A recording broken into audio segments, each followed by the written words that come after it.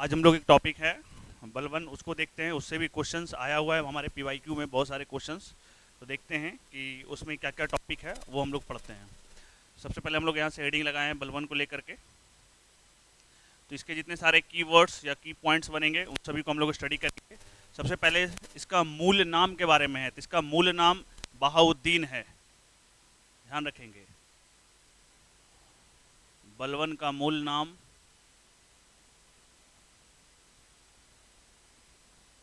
Bahauddin.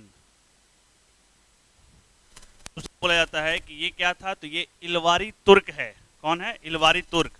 Even Iltutmish भी जो था वो भी इलवारी तुर्क था। तो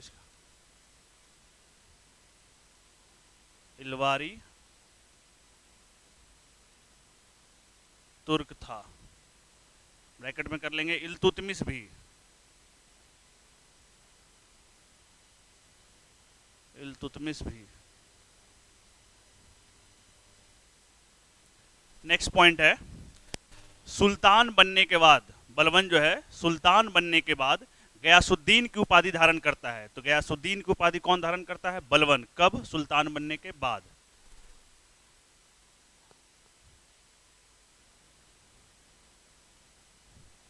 सुल्तान बनने के बाद यह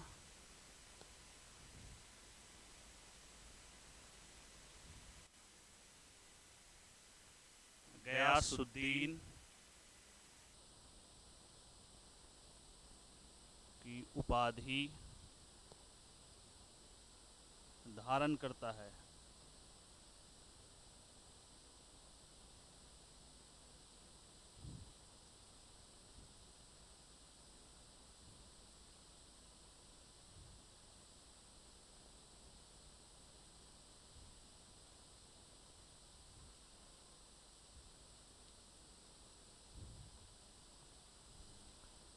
नेक्स्ट, इसके बारे में क्या क्या पॉइंट बन सकता है? इसको उलूग खां की उपाधि दिया गया था। किसको द्वारा? नासिरुद्दीन महमूद के द्वारा इसको उलूग खां की उपाधि दिया गया था। इसको उलूग खां भी कहा जाता है।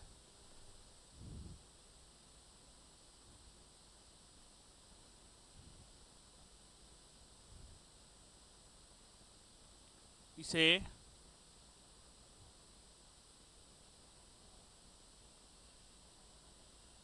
उलूग खां, और ये उलूग खां कौन दिया था? नासिरुद्दीन महमूद शाह।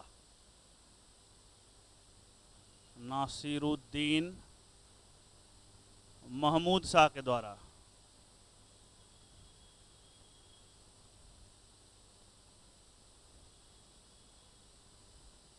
इसे उलूग खां के नाम से भी जाना जाता है। उलूग खां।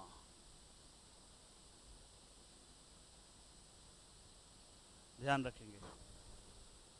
इसे द्वितीय इलवारी वंश का संस्थापक भी कहा जाता है। इसे द्वितीय इलवारी वंश का संस्थापक,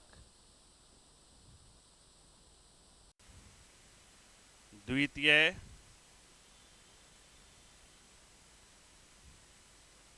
इलवारी वंश का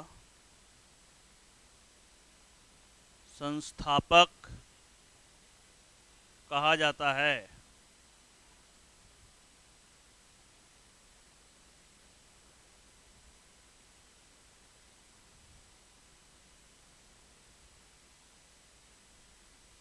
सारी बातें किसके बारे में हो रही है? तो बलवन के बारे में हो रही है।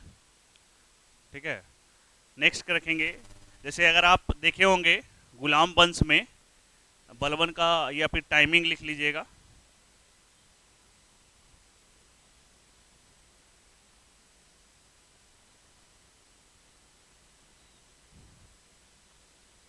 बलवन का टाइमिंग है 1266 से 1287।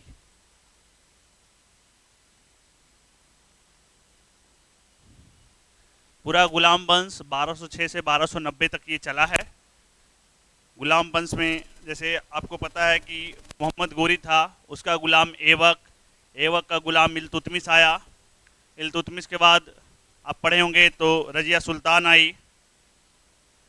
रजिया सुल्तान के बाद जो सबसे ज़्यादा नाम आता है वो है बलबन। तो इस तरह से क्रम याद रखिएगा, ठीक है। नेक्स्ट हम लोग देखते हैं और इसके बारे में क्या क्या है। तो एक कथन जियाउद्दीन वर्नी है इतिहासकार, उन्होंने इनके बारे में कहा है कि ये खुफिया कातिल लिखते हैं।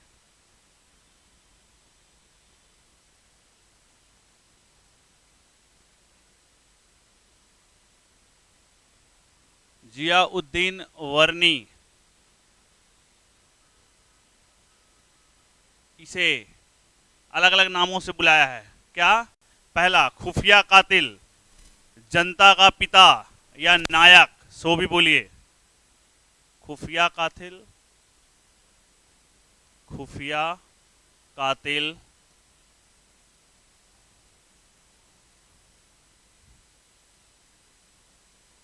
जनता का पिता या नायक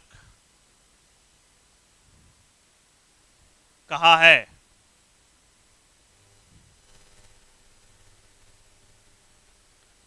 तो इसको क्या क्या नाम से जाना जाता है? तो इसको खुफिया कातिल भी बोला जाता है। कौन बोले हैं? जियाउद्दीन वर्नी, ठीक है। जनता का पिता भी कहा जाता है, नायक भी कहा जाता है। ये सभी बलबन के ही हैं, बलबन। नेक्स्ट, दिल्ली का यही सुल्तान था, दिल्ली सल्तनत में बोला जाता है कि दिल्ली का यही सुल्तान था जिसने मंगोलों के द्वारा बंदी बनाया गया था। मंगोल के द्वारा इसको बंदी बना लिया गया था। तो लिखेंगे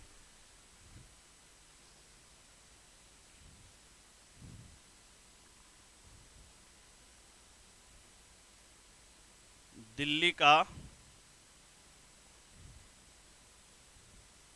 यही सुल्तान, यही सुल्तान माने कौन? बलबन। यही सुल्तान था जिसे मंगोलों के द्वारा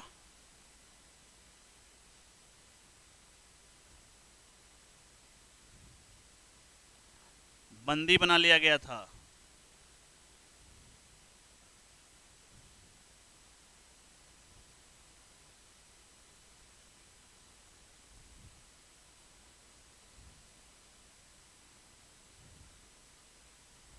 मंगोल के द्वारा इसको बंदी बनाया गया था, बलबन को। उसके बाद क्या होता है, जब इसको बंदी बनाया गया, कहानी सुनिए, बंदी बनाया गया तो इसको फिर जो है दिल्ली के बुखारा बाजार को बेच दिया गया है। उसको हम बोल देते हैं, ठीक है, वो आप इसको लिखने का जरूरत नहीं है। फिर इसको क्या है, बुखारा के बाजार में इसको बेच दिया गया। यहाँ पर इब्न बतूता, इब्न बतूता का स्टेटमेंट लिखते हैं हम लोग यहाँ पर।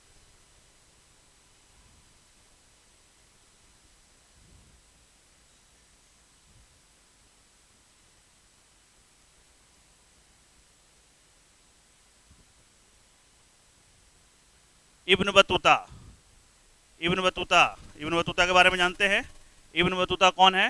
मोरक्को का निवासी है और ये 1333 ईस्वी में भारत आया था, एमबीटी मोहम्मद बिन तुगलक के शासनकाल में। इसने भारत में सती प्रथा के बारे में बतलाया है, सती प्रथा के बारे में चर्चा किया है। कौन? Ibn Battuta. और बोला जाता है इब्न बतूता के बारे में इसने सल्तनत काल की डाक व्यवस्था के बारे में चर्चा किया है। उसके बाद इसने बतलाया है कि अलाउद्दीन खिलजी का, अलाउद्दीन खिलजी के समय में जो मार्केट पॉलिसी था उसके विषय में बतलाया था कि अनाज के स्टॉक की बात करता है। कौन? ये इब्न बतूता करता है। और इब्न बतूता को लेकर के क्या क्या पॉइंट बन सकता है? एमबीटी अर्थात मोहम्मद बिन तुगलक ने इब्न बतूता को अपना राजदूत बना के चीन भेजा था। कहाँ? चाइना भेजा था। किसको? इब्न बतूता को। कौन भेजा? एमबीटी मोहम्मद बिन तुगलक। क्या बनाया? अपना राजदूत बना के कि जाओ। उसके बाद इसे दिल्ली का काजी भी नियुक्त किया गया है। इब्न बतूता को दिल्ली का काजी नियुक्त किया गया है। इसने एक पुस्तक लिखा है जिसका नाम है रहला। तो ये था हमारा इब्न बतूता को लेकर के, इब्न बतूता को हाईलाइट करके इसके बारे में देखते हैं कि बलबन के संदर्भ में क्या बातें बोले हैं, ठीक है।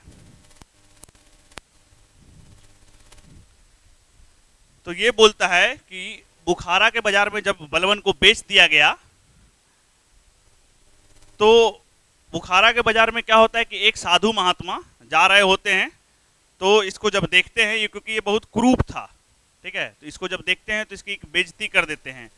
फिर भी ये कुछ नहीं बोला और उसे एक अनार देते हैं, वही जो बेइज्जती करते हैं, ठीक है, एक साधु महात्मा बोलो जो भी बोलिए, वो उनको एक अनार देते हैं और बोला जाता है कि इसी फकीर के आशीर्वाद से वो अपने दिल्ली के गद्दी पर बैठता है। मतलब उनको ये आशीर्वाद देते हैं कि तुम जाओ आगे चल के एक बहुत बड़ा क्या बनोगे, राजा बनोगे, ठीक है। तो इब्न बतूता ये बातें जो ये स्टोरी है कौन बोल रहा है, इब्न बतूता बतला रहा है कि जब उसको बुखारा के बाजार में बेच दिया गया तो बहुत शांत था, एक साधु महात्मा वहीं से गुजर रहे थे तो उसको देखे, वो क्योंकि बहुत कुरूप था, फिर उनको आशीर्वाद के रूप में एक अनार दिया और एक आशीर्वाद दिए कि तुम आगे चल के दिल्ली के गद्दी पर बैठोगे, जबकि उसको तो बेच दिया गया था। तो ये बात कहने वाले हैं इब्न बतूता। नेक्स्ट, जब ये क्या करता है, इसका देखिए किस्मत कैसे कैसे चमकता है। सबसे पहले इब्न जो बुखारा के बाजार में जाता है, वहां से इसको क्या होता है, पहले अस्तबल का लीद उठाने के लिए बोला जाता है। अस्तबल में जहाँ घोड़ा रहता है तो वहाँ जो उसके मलमूत्र जो होते हैं उसको लीद उठाने का काम मिलता है। फिर धीरे धीरे उसका प्रमोशन होता है, उसके बाद उसको महल में जो है पानी भरने का काम मिलता है कि उसके बाद जो है महल में जाइएगा, उसके बाद उसका पानी भरने का काम मिलेगा। फिर वहाँ से और उसको प्रमोशन होता है। उसके बाद क्या होता है कि वो खासदार बनता है। खासदार क्या होता है, अंगरक्षकों का प्रमुख, अर्थात जो चालीसा का सदस्य बन गया। जो अंगरक्षक थे उसके प्रमुख में तो वो हो गए, खासदार बना। उसके बाद वहां से क्या होता है, रजिया के समय, अब लिखते हैं यहाँ पर रजिया के समय, रजिया सुल्तान, ठीक है ना,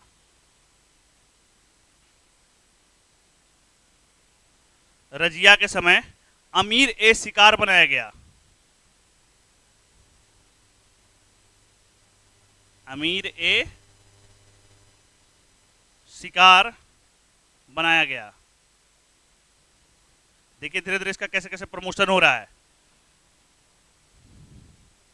उसके बाद आते हैं बहराम शाह के समय, अमीर ए आखुर बनाया गया।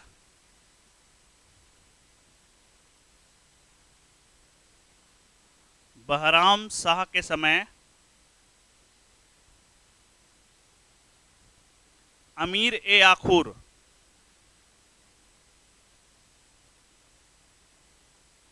आखुर बनाया गया।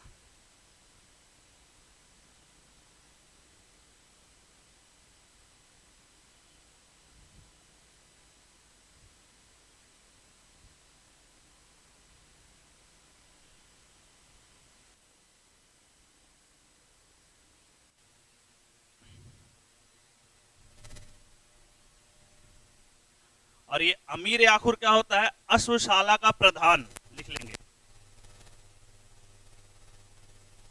अश्वशाला का प्रधान।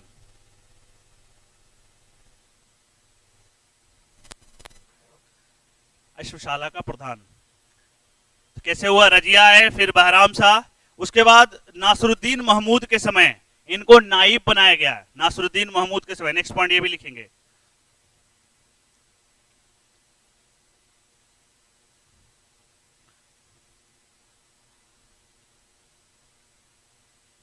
नासरुद्दीन महमूद के समय इसे नाइब बनाया गया।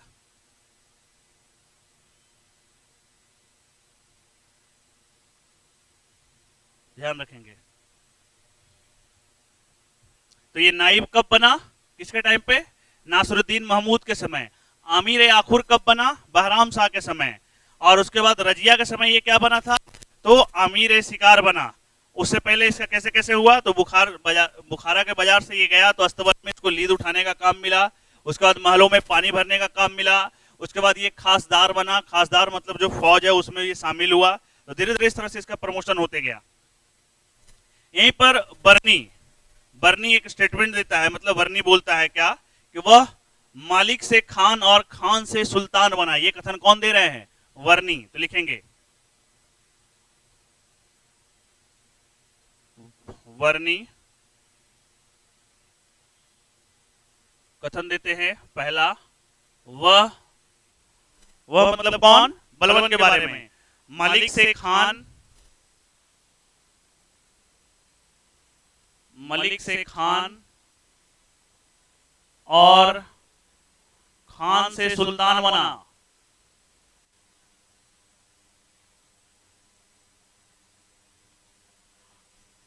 दूसरा, प्रकृति ने बलवन के शरीर पर राजसी वस्त्र सिल दिए।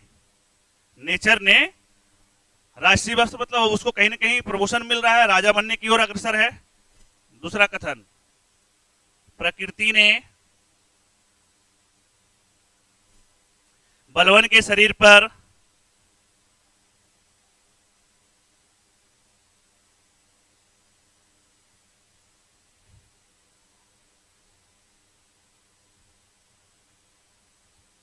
राजसी वस्त्र सिल दिए। ये कथन बरनी बोल रहा है।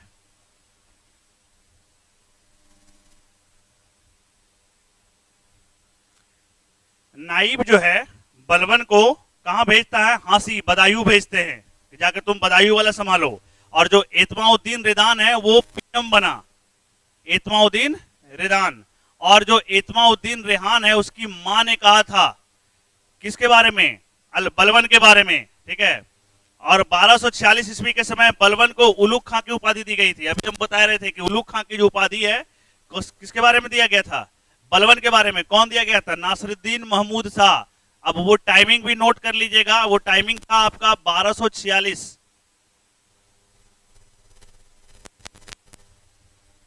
क्या?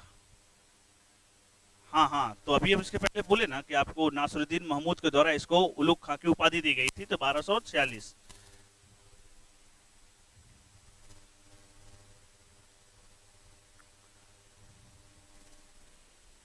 नासिरुद्दीन महमूद, समय कैसा आया कि नासिरुद्दीन महमूद जो है, बलवन जो है उस नासिरुद्दीन महमूद से सब कुछ छीन लेता है।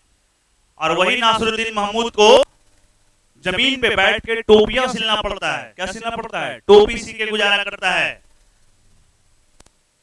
बलवन की दो बेटी हुआ करती थी, वो दोनों बेटी का जो शादी है, एक है बाबा फरीद, बाबा फरीद का नाम सुने होंगे, बाबा फरीद से कराया। और एक है नासिरुद्दीन महमूद, वही नासिरुद्दीन महमूद जो जमीन पे बैठ के टोपी सिलता है। तो बलवन ने अपनी दोनों बेटियों का विवाह किससे करवाया? एक है बाबा फरीद और दूसरा है नासिरुद्दीन महमूद। और नासिरुद्दीन महमूद का नाम आप जान रहे हैं, जो उलुग खां की उपाधि उसको दिए थे। अब बलवन के सामने कुछ समस्या आती है, वो समस्याओं पे हम लोग गौर फरमाएंगे। बलवन के सामने क्या क्या चुनौतियां रही? समस्याएं बोलिए, चुनौतियां बोलिए।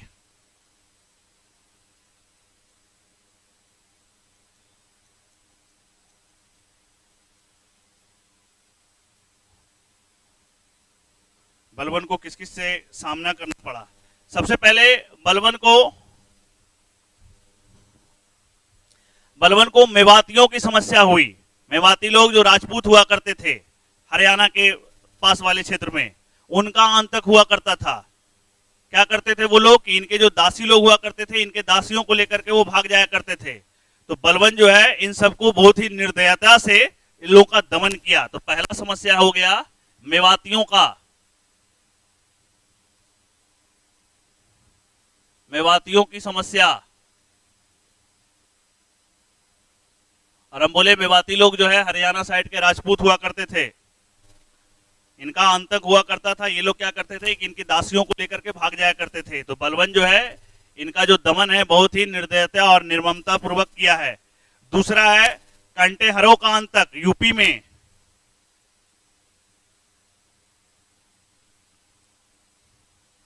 कंटेहरों का आंतक फैला हुआ था।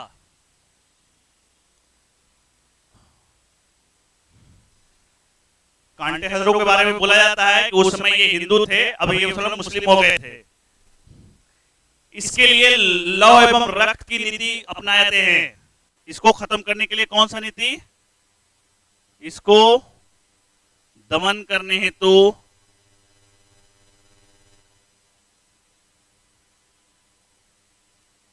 रक्त एवं लौह की नीति।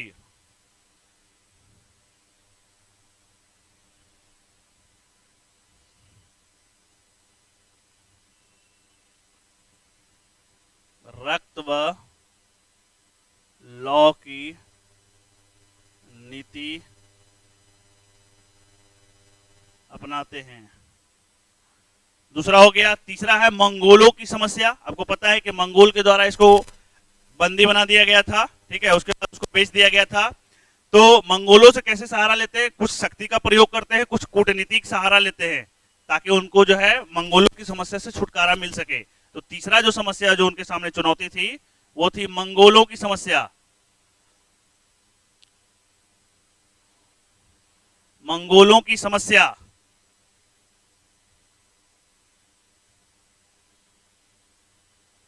और इसके लिए कैसे छोड़े? तो शक्ति व कूटनीति का प्रयोग। शक्ति व कूटनीति का प्रयोग।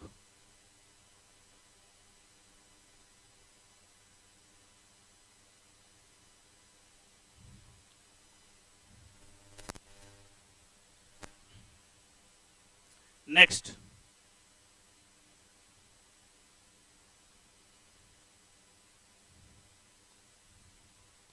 बलवन के बारे में बोला जाता है कि बलवन का जो सबसे ज्यादा विश्वास पात्र था वो था शाहजादा मोहम्मद खां शहीद। उनका नाम था शाहजादा मोहम्मद खां शहीद। और इसी शाहजादा मोहम्मद खां शहीद के दरबार में दो लोग रहते थे, एक अमीर खुसरो रहते थे और दूसरा था अमीर हसन देहलवी। नाम सुने होंगे, अमीर खुसरो और अमीर हसन देहलवी। ये दोनों किसके दरबार में थे? शाहजादा मोहम्मद खां शहीद। और ये कौन था? ये बलवन का बहुत ही बड़ा विश्वास पात्र था। तो लिख लेंगे ये भी बातें।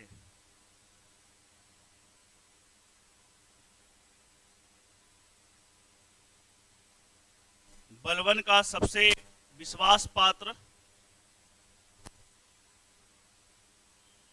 सबसे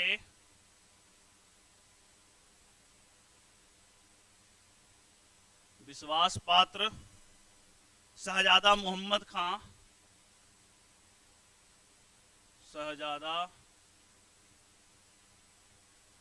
मोहम्मद खां शहीद था।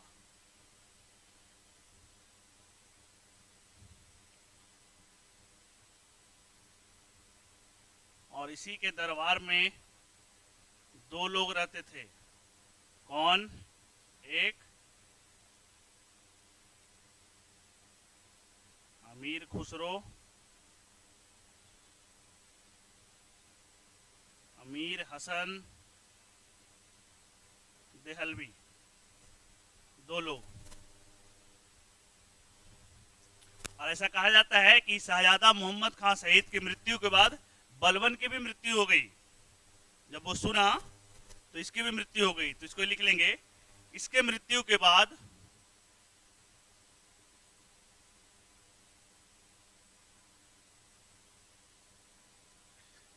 ही बलवन की मृत्यु हो गई।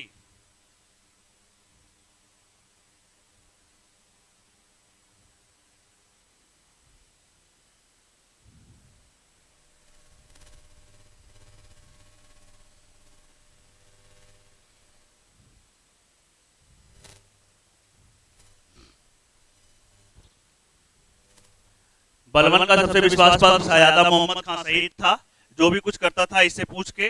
जनरली सबको हिम्मत नहीं होता था कि डायरेक्ट हम बलवन से बात कर सके।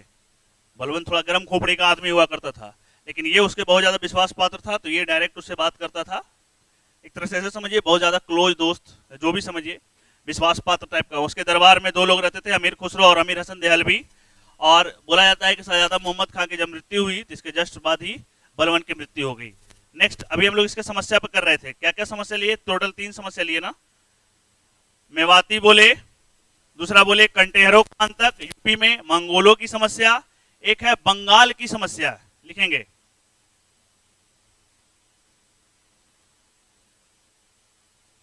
चौथा में है बंगाल की समस्या। बंगाल जिस समय उसकी राजधानी उस वक्त क्या हुआ करती थी? लखनऊती। बंगाल की राजधानी क्या थी उस वक्त? लखनऊती। तो बंगाल की समस्या में क्या था? इस वक्त तुगरिल खां का विद्रोह हुआ था। तुगरिल खां का विद्रोह। और ये क्वेश्चन 67 का जो पेपर कैंसिल हुआ था, एक बार पेपर कैंसिल हुआ, ठीक है, तो आप देखेंगे पीवाईक्यू में ये क्वेश्चन आया था कि तुगरिल खां का विद्रोह किसके समय हुआ था। तो किसके समय बताएंगे? बलवन के समय। ये क्वेश्चन विवादित हो गया था उस वक्त।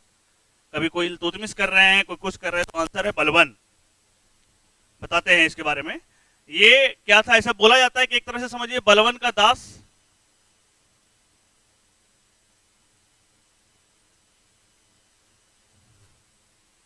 दास भी बोल सकते हैं। और इसी तुगरिल खां को मुगिसुद्दीन की उपाधि मिली है। इसको क्या नाम से जाना जाता है? मुगिसुद्दीन। मुगिसुद्दीन की उपाधि किसको मिला है? तुगरिल खां को।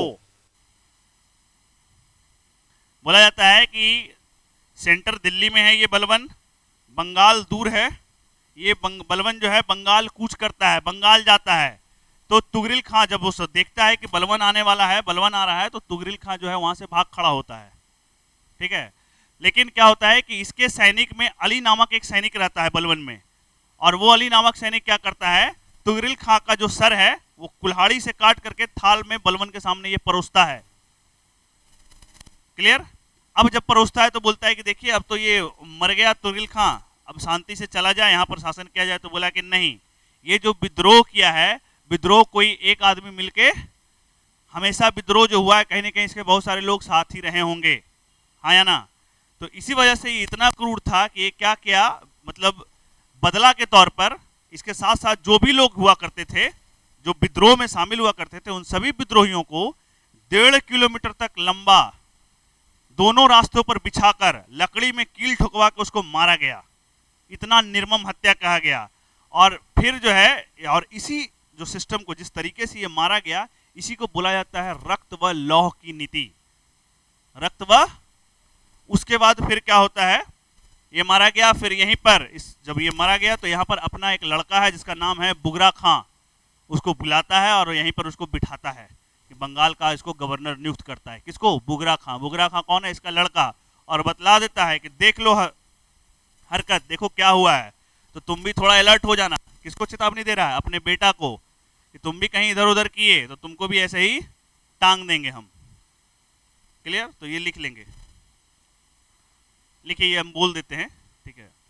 जब बलवन बंगाल की ओर कूच करता है तो तुगरिल खां भाग खड़ा होता है। जब बलवन बंगाल की ओर बढ़ता है या कूच करता है तो तुगरिल खां भाग खड़ा होता है खबर सुन के। लेकिन एक अली नामक सैनिक ने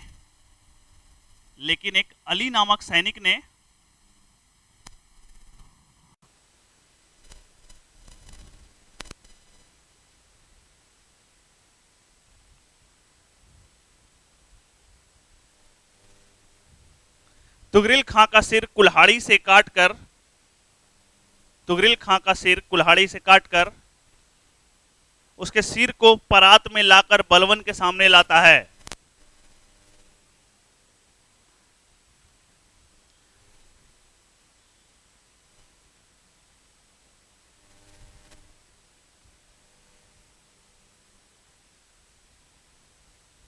फिर उसके विद्रोहियों को 1.5 किलोमीटर के दोनों रास्तों, फिर उसके विद्रोहियों को बलवन के सामने, हाँ, थाल में उसका सर ऐसे लाके रखता है, परोसता है। बलवन खुश होता है, लेकिन फिर भी बलवन को चैन नहीं आता है। वो बोलता है कि नहीं, ऐसे कैसे हो सकता है, अभी ये मरा है नहीं, अभी इसके साथ साथ जो सपोर्ट में जो लोग थे हम उनको भी मारेंगे, ताकि एक खौफ बना रहे। तो लिखेंगे, फिर उनके विद्रोहियों को 1.5 किलोमीटर के दोनों रास्तों पर बिछाकर लकड़ी व लोहे के कील से मारा गया। की कील से मारा गया। इस निर्दयता को रक्त व लौह की नीति कहा जाता है। इस निर्दयता को रक्त व लौह की नीति कहा जाता है।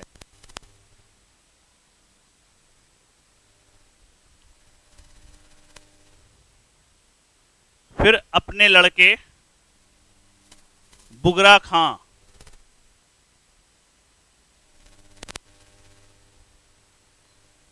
फिर अपने लड़के बुगरा खां को बंगाल का गवर्नर नियुक्त किया जाता है।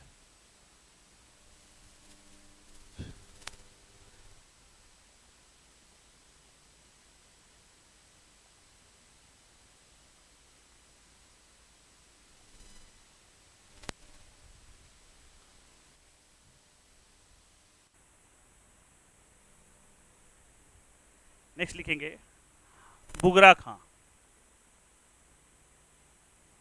बुगरा खां बुगरा खां को बंगाल का गवर्नर नियुक्त किया जाता है। बलबन के बारे में बोला जाता है, नेक्स्ट पॉइंट लिखेंगे,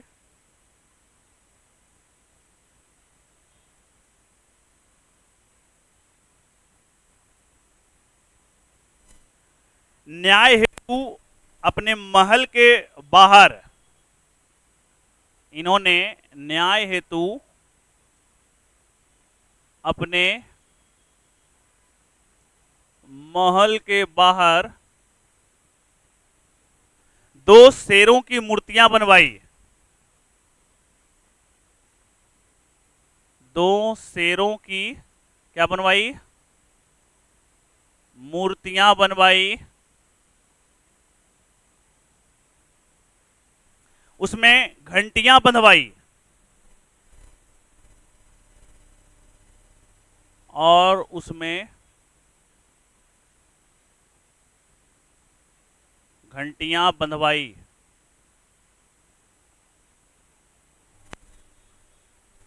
क्यों? कि कोई भी घंटा बजाकर न्याय की गुहार कर सकता था, ताकि कोई भी घंटा बजाकर न्याय की गुहार या न्याय की मांग कर सकता था।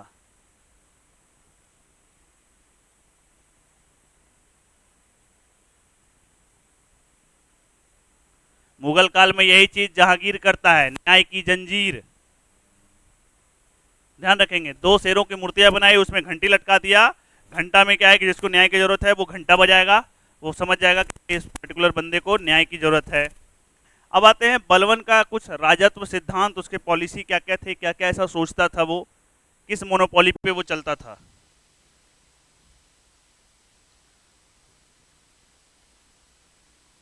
राजत्व सिद्धांत,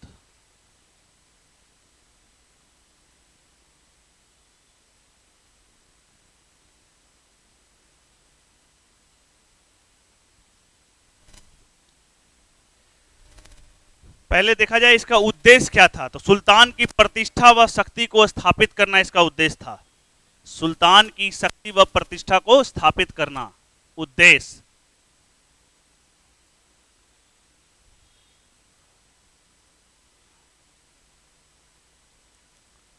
सुल्तान की शक्ति व प्रतिष्ठा को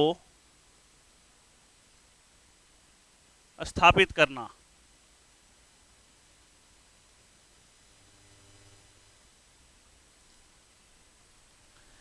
अब इसमें 2-3 लोग अपना अपना कथन देते हैं, जैसे आरपी त्रिपाठी।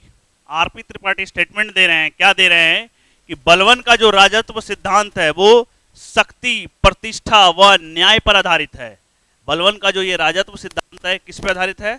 शक्ति पर, प्रतिष्ठा पर और न्याय पर। ये कथन कौन बोल रहे हैं? आरपी त्रिपाठी बता रहे हैं। लिखेंगे आरपी त्रिपाठी।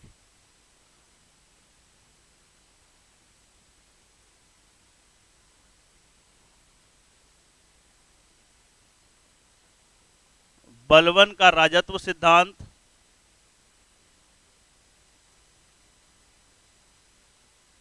शक्ति,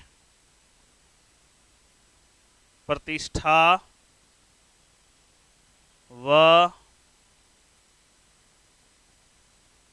न्याय पर आधारित है। आधारित है या आधारित थी?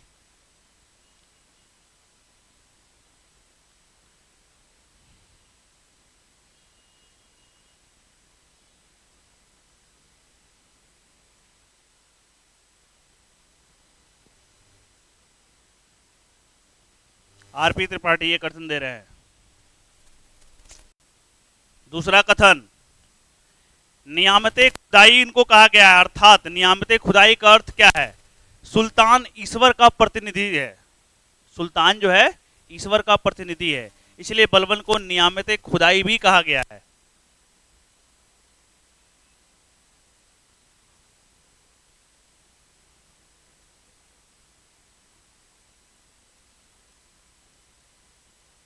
नियामते खुदाई, इसका अर्थ है अर्थात सुल्तान ईश्वर का क्या है, प्रतिनिधि है।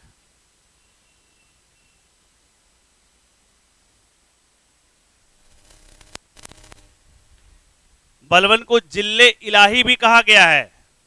जिल्ले इलाही का अर्थ क्या है? सुल्तान ईश्वर की छाया है, लिखेंगे।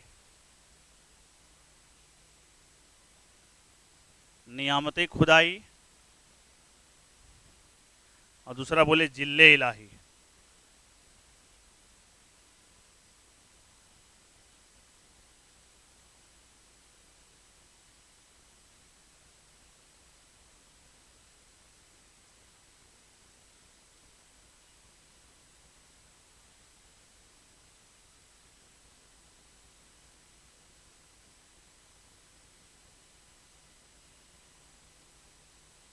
सुल्तान ईश्वर की छाया है।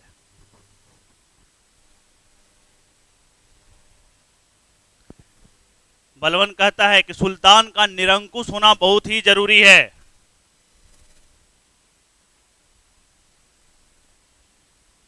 बलबन को सलाह देने का कार्य सब कोई नहीं कर सकता था। उसमें इतना हिम्मत नहीं था कि बलबन को हर कोई जाके सलाह दे, किसी को इतना साहस नहीं था। सिर्फ एक आदमी था जिसका नाम था कोतवाल फखरुद्दीन। वही था जो बलबन को कुछ भी तरह का जो सलाह है वो देने की हिम्मत रखता था, और बलबन उसका सुनता भी था। कौन, क्या बोले? कोतवाल फखरुद्दीन। नेक्स्ट लिखेंगे। और क्या बोलता है? न्याय की पूर्णता का सिद्धांत देता है ये। क्या क्या बातें बोला गया? सुल्तान का निरंकुश होना बहुत जरूरी है।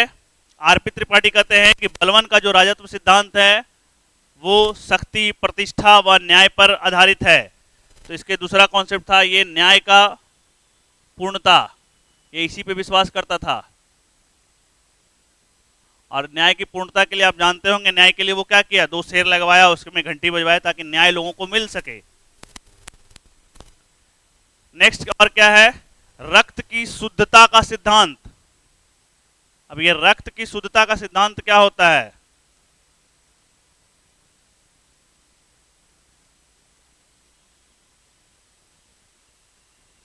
रक्त की शुद्धता का ये सिद्धांत देता है। इसके बारे में बोला जाता है कि ये ईरानी बादशाह अफरासियाब वंश का ये वंशज है। लेकिन उसके बारे में लिखते हैं, पहले ये लिखते हैं। रक्त की शुद्धता का सिद्धांत में जो है बलबन बोलता है, बलबन क्या बोलता है? बलबन बोलता है कि जब मैं किसी अधम या निम्न कुल वाले लोगों को देखता हूं, जब मैं किसी अधम या नीच कुल वाले लोगों को देखता हूं तो मेरी आंखें लाल हो जाती है और मेरे धमनियों का जो रक्त है बहुत ही तीव्र हो जाता है। ये बात कौन बोल रहा है? बलबन। कि जब मैं कोई नीचा कुल या अधम व्यक्ति को देखता हूं उसको देखते ही हमारे आंखें लाल हो जाती है और मेरे धमनियों का जो रक्त है बहुत ही तीव्र हो जाता है, और गुस्से से मेरी हाथ जो है तलवार पर चली जाती है। गुस्से से मेरी हाथ तलवार पर चली जाती है। यही है रक्त की शुद्धता का सिद्धांत।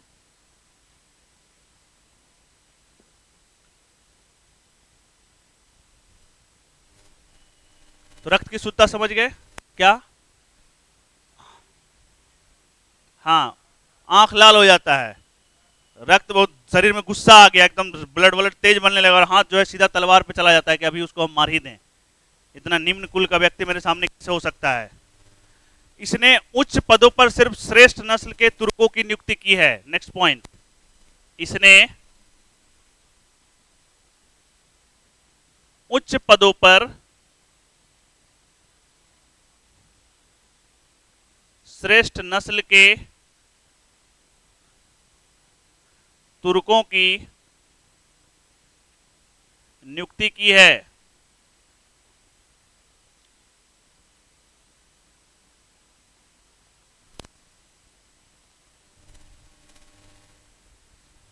इन्होंने जो अपनी दरबार का जो गठन किया है फारसी या ईरानी पद्धति पर, नेक्स्ट पॉइंट लिखेंगे, फारसी पद्धति पर दरबार का गठन।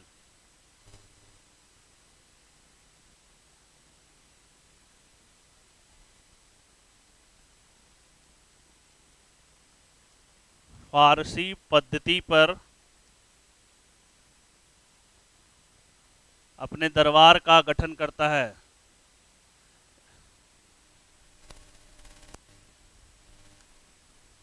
बलबन जो है गैर इस्लामिक प्रथा अर्थात सिजदा और पैबोस को शुरुआत करता है।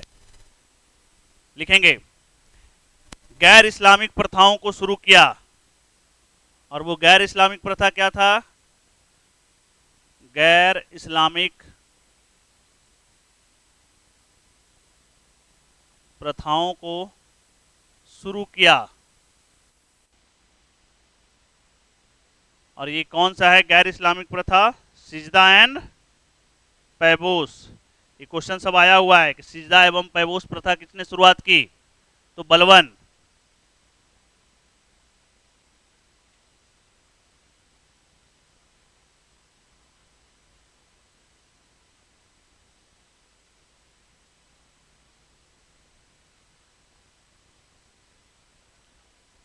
हाँ, सर झुकाना होता था, हर एक जगह पर पैर लगना होता था। तो यही है सिजदा और पैबोस प्रणाली। सबसे बड़ा हम ही है, मेरे सामने तुम सर झुकाओ और पैर भी छुओ। दूसरा, ईरानी त्योहार नौरोज की भी शुरुआत की। ये क्वेश्चन अभी आया हुआ था कि नौरोज त्योहार की शुरुआत किसने की? तो ये है बलबन। लिखेंगे ईरानी त्योहार नौरोज। बलबन से बहुत क्वेश्चन बनता है।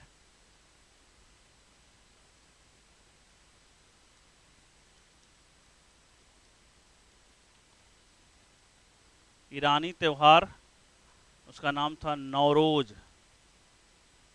शुरुआत की।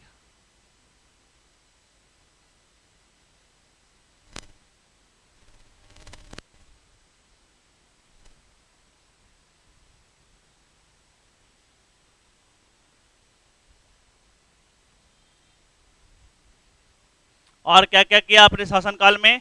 शराब पर प्रतिबंध लगाया। लिखेंगे शराब पर प्रतिबंध।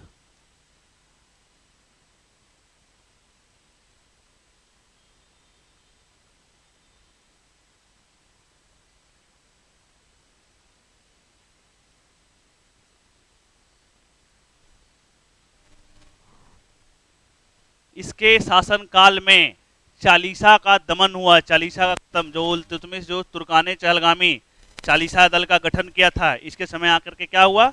खत्म हुआ या दमन किया। तो लिखेंगे इसके शासनकाल में चालीसा का दमन हुआ, वही तुर्काने चहलगामी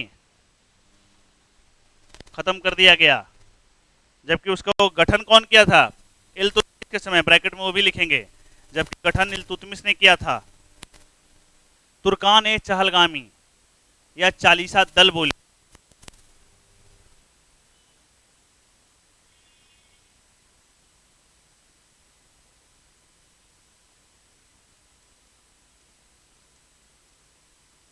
चालीसा दल या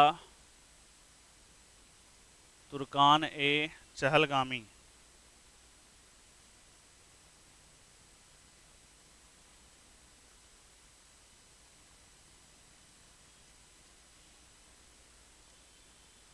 समाप्त किया। जबकि गठन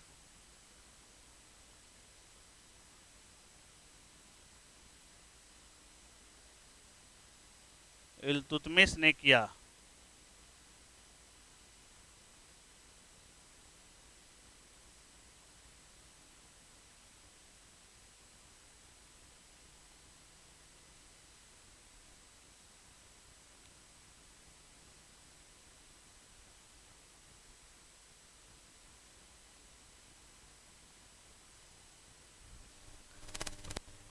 ठीक है, अब आते हैं एक दो इसके प्रशासनिक सुधार को लेकर के देख लेते हैं बातें।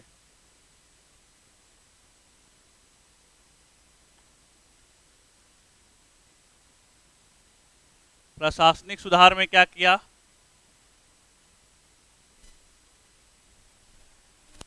उत्तर पश्चिमी पंक्ति को बद्ध किया। पहला, उत्तर पश्चिम पंक्तिबद्ध किया।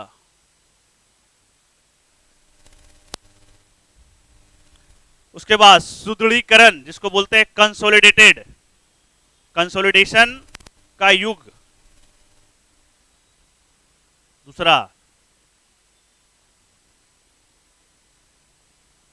सुदृढ़ीकरण का युग, इसके टाइम को सुदृढ़ीकरण का युग कहा गया है। इसके समय सैन्य विभाग की स्थापना होती है। सैन्य विभाग, दीवाने अर्ज, सैन्य विभाग को क्या बोला गया है? दीवाने अर्ज। किसके समय? बलबन के समय।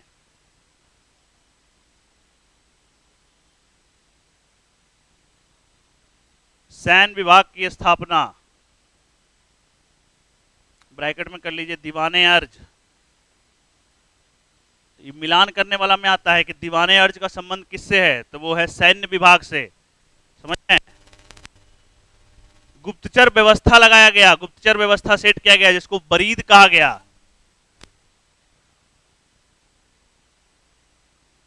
इसके गुप्तचर व्यवस्था को क्या बोला गया? बरीद। इसके सैन्य व्यवस्था को क्या कहा गया? दीवाने अर्ज। ज के ऊपर र,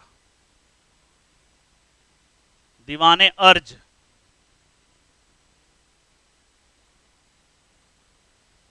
गुप्तचर व्यवस्था, इसका बरीद कहा गया।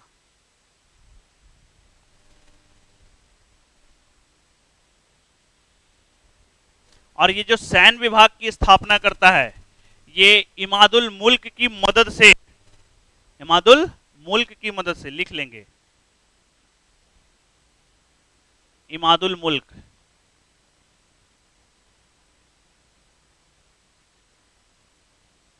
इमादुल मुल्क की मदद से ये सैन्य विभाग की स्थापना होती है। मुल्क,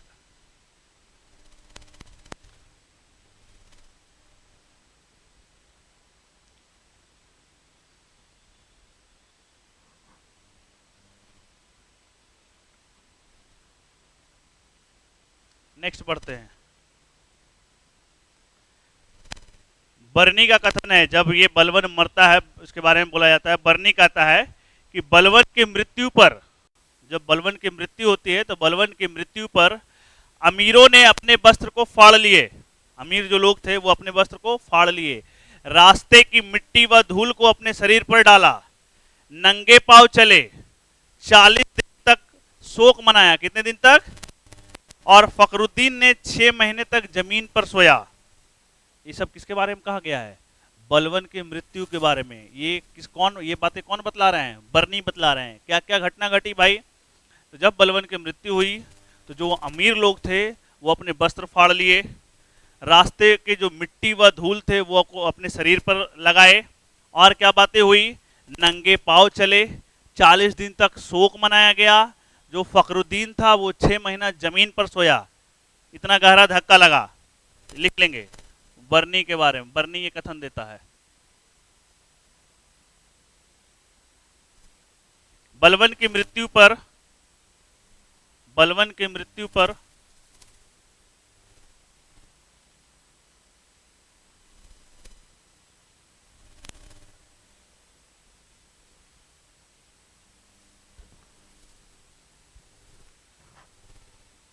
बलबन की मृत्यु पर अमीरों ने अपने वस्त्र फाड़ दिए, रास्ते की मिट्टी व धूल को अपने शरीर पर डाला,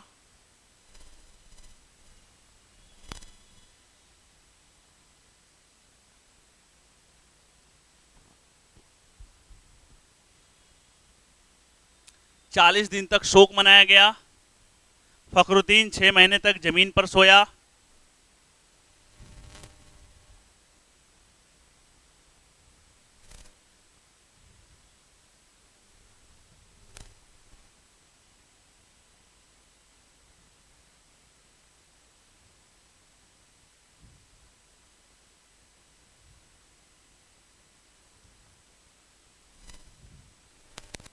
लिख लिए।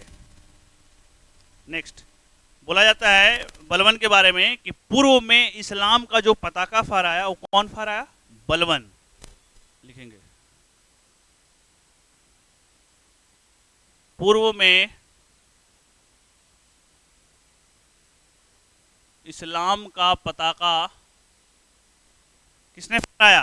बलबन ने फहराया था। ये क्वेश्चन आया हुआ है।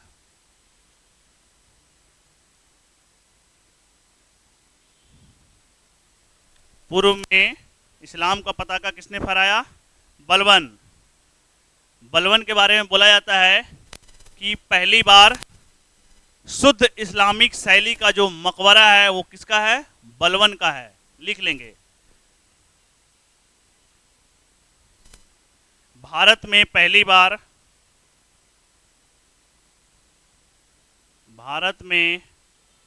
पहली शुद्ध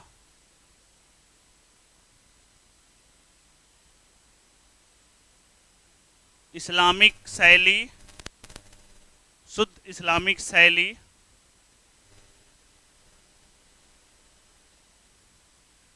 में बना मकबरा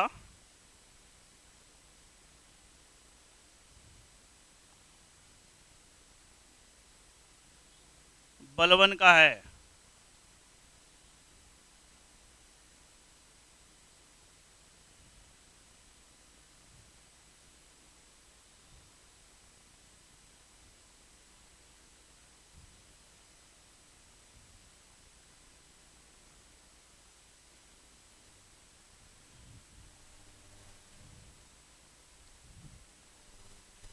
ये था हमारा बलबन। बलबन के बारे में ऑलमोस्ट हम लोग सारा चीज़ कवर कर चुके हैं। कुछ कुछ चीज़ें हैं तो एक बार जब हम लोग उसके रिगार्डिंग क्वेश्चन सब जब हम लोग पीवाईक्यू करेंगे तो कुछ एक्स्ट्रा जो पॉइंट्स बचेगा तो हम लोग वहाँ से कवर करेंगे। ऑलमोस्ट पॉइंट हम लोगों ने यहाँ पर कवर कर लिया है। मूल नाम बहाउद्दीन इलवारी तुर्क, जो पहले इल्तुतमिश भी था। अच्छा, इसके बारे में आप लिखे कि ये अफरासियाब वंश का ये वंशज है। किस वंश का है वो भी लिख लेंगे। अफरासियाब वंश का वंशज है बलबन। इसको मंगोलों द्वारा बंदी बना लिया जाता है। इसको बुखारा के भेज दिया जाता है। उसके बाद क्या होता है, इसकी किस्मत पलटती है। धीरे धीरे ये क्या होता है, पहले अस्तबल की लीद उठाने लगता है। उसके बाद फिर ये महल में पानी भरने का काम करता है। उसके बाद इसे एक खासदार बनता है। उसके बाद रजिया के समय में ये बनता है आमिर सिकार। उसके बाद बहराम शाह के समय बनता है आमिर याकुर। उसके बाद ये नासरुद्दीन महमूद शाह के समय ये नाइब बनता है। बरनी अपना कथन देता है कि वह मलिक से खान और खान से सुल्तान बना। और दूसरा कथन ये भी देता है कि प्रकृति ने इसे सिर पर राजसी वस्त्र सिल दिए हैं। इसके समय समस्या बहुत सारी आती है, जैसे मेवातियों की समस्या, कंटेहरों की समस्या, मंगोलों की समस्या, बंगाल की समस्या। बंगाल की समस्या किससे रिलेटेड है? तो तुगरिल खां से रिलेटेड है। तुगरिल खां का विद्रोह हुआ था इसके समय। जब ये गया था तो ये भाग खड़ा हुआ था। हाँ, इसके सैनिक जो है उसको काटे। उसके बाद फिर उसके जो विद्रोह में जो सपोर्ट किए थे उन सभी को जो है रोड पे लिटा के रोड लोहे से मारा गया। तो सब ये है, सारा पॉइंट्स को रिपीट कर लेंगे। क्या? अफरासियाब, हाँ,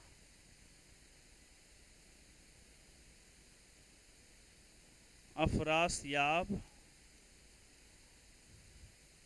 वंश का वंशज।